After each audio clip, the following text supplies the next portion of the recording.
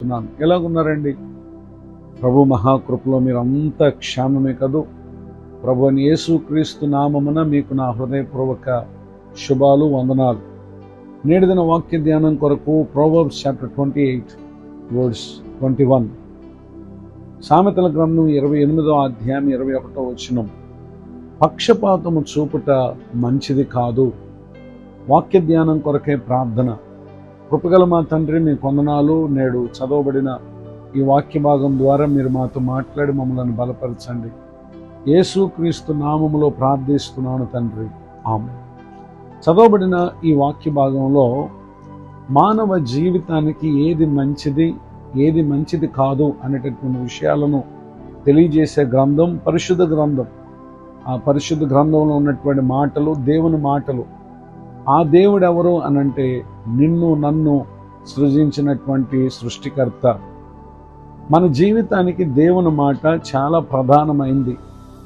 మనుషుల మాటలు తమ జ్ఞానాన్ని బట్టి, అప్పటి పరిస్థితులను బట్టి వారు పలికేవే గాని అందులో ఎంతమాత్రం కూడా దేవుని వాక్యానికి సరిపోయినంత నీతి అందులో కనపడదు. గనుక దేవుని యొక్క వాక్యం మనకు నేర్పుతున్నటువంటి ఒక మంచి మాట ఏంటంటే, పక్షపాతం చూపుట అది మంచిది కాదు.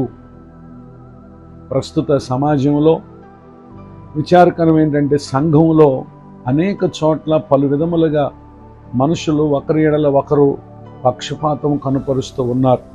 అయితే ఆ పక్షపాతం చూపేటటువంటి ప్రతి ఒక్కరితో ఈ దినం ప్రభు చెప్పేటటువంటి మాట ఏంటంటే, అది మంచిది కాదు. మానవులమైన మనలను సృజించింది దేవుడు.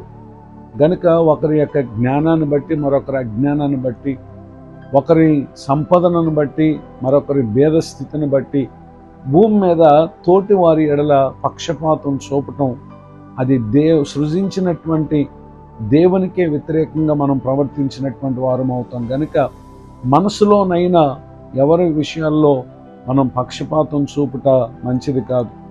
పరిశుద్ధ గ్రంథములో కొన్ని సంఘటనలో దేవుని యొక్క వాక్యం తెలియజేస్తున్నటువంటి విషయాలు మనం పరిశీలన చేస్తే, gospel of John chapter 4 verse 9, యోహాను సువార్త 4వ అధ్యాయం 9వ వచనం. ఆ సమరయ స్త్రీ, యూదుడు అయిన నీవు సమరయ స్త్రీనైన నన్ను దాహమును కిమ్మని ఎలాగ అడుగుచున్నావని ఆయనతో చెప్పాను. ఎలాగనగా యూదులు సమరయులతో సాంగత్యము చెయ్యరు.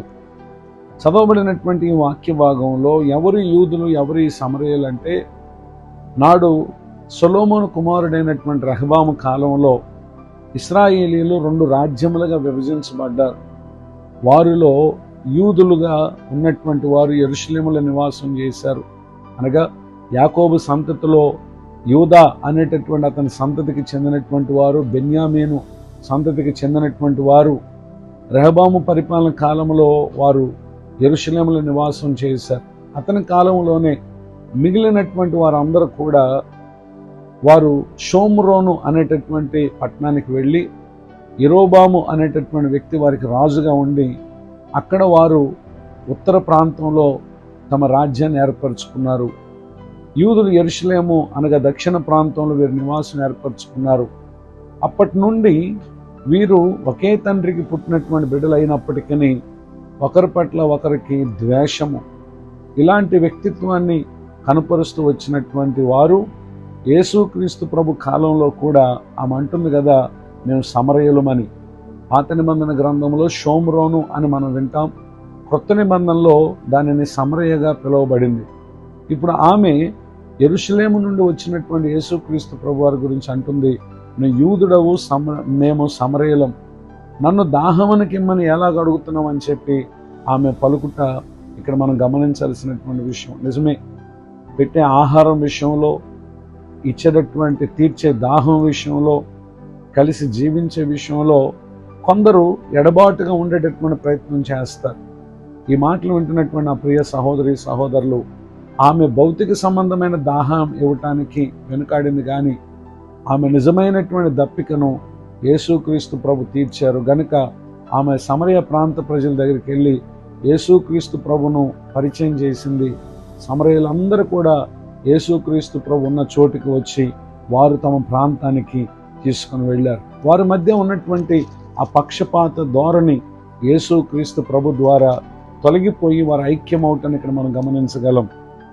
మరొక సంఘటన చూస్తే యాక్ట్స్ చాప్టర్ 10 వర్స్ 34, అపోస్తుల కార్యములు 10:34 దేవుడు పక్షపాతి కాడని నిజముగా గ్రహించి ఉన్నాను.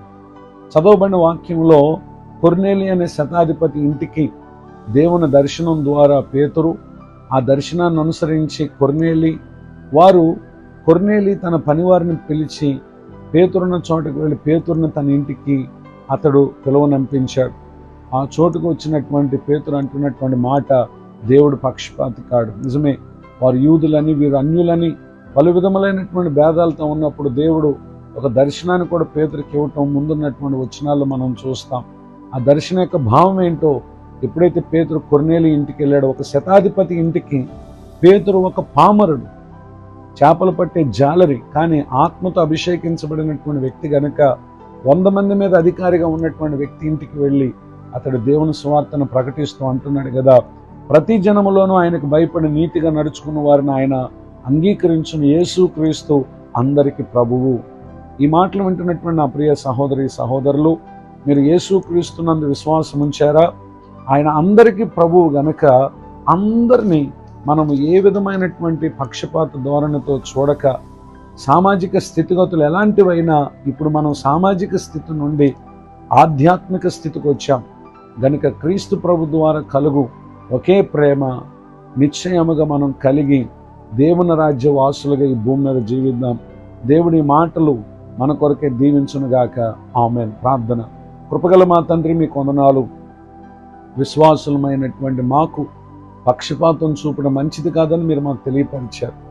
ఇప్పటికీ ఈ మాటలు వింటున్న మా ప్రియుల హృదయాల్లో ఏ ఏ విషయాలను గురించి పక్షపాతం వారిలో ఉందో మీరు వారి హృదయాల్లో ప్రవేశించడం ద్వారా అది వారి నుండి దూరమగునుగాక. ఇది మొదలుకొని మీ ప్రేమతో అందరి ఎడల ప్రేమను కనపరచుదురుగాక. దైవజనులను వారి కుటుంబాన్ని పరిచయం దీవించండి.